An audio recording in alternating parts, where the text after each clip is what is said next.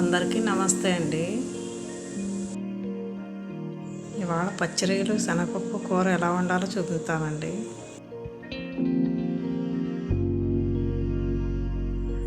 ముందుగా ఈ గ్లాసులో సగం శనగపప్పు నానబెట్టుకున్నానండి. పప్పు కడిగి 1/3 వంతులు నీళ్లు పోసి ఉడకబెట్టుకోవాలండి. ఈలోపు మసాలా నూరుకుందాం.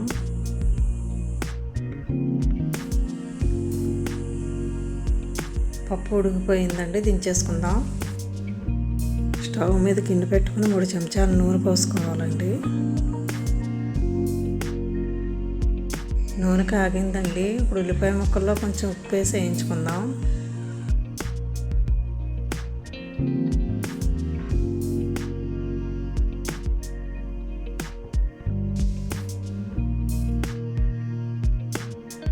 ఉల్లిపాయలు వేగినాయండి. ఇందులో కొంచెం పసుపు, కొంచెం ధనియాల పొడి వేసి కలుపుకుందాం.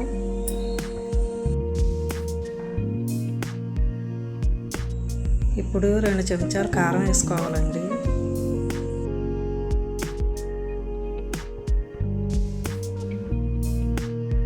ఇప్పుడు నూరుకున్న మసాలా వేసి కాసేపు వేయించుకోవాలండి.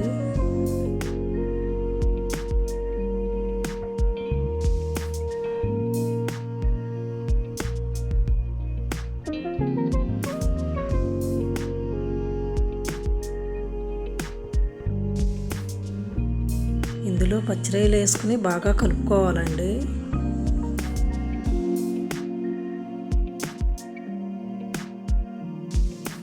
ఇప్పుడు నీళ్ళు పోసుకోవాలండి.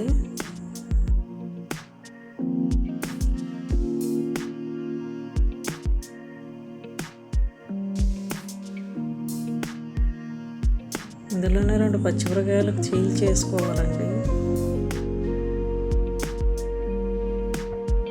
ఇప్పుడు మంట తగ్గించి మూత పెట్టి ఉడికించుకుందాం.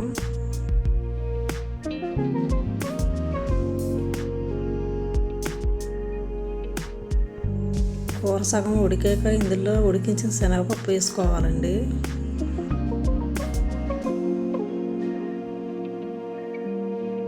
శనగపప్పు బాగా కలిపి ఉప్పు సరి చూసుకోవాలండి. నాకైతే ఉప్పు సరిపోలేదు, కొంచెం కలిపాను.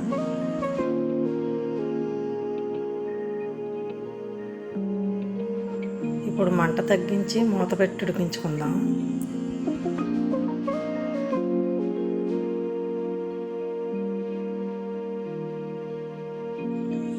కూర ఉడికిపోయిందండి, స్టవ్ కట్టేద్దాం. ఇదేనండి పచ్చిరొయ్యలు శనగపప్పు కూర. మీకు ఈ వీడియో కనుక నచ్చితే లైక్ చేయండి, షేర్ చేయండి, సబ్స్క్రైబ్ చేసుకోండి. ఉంటానండి.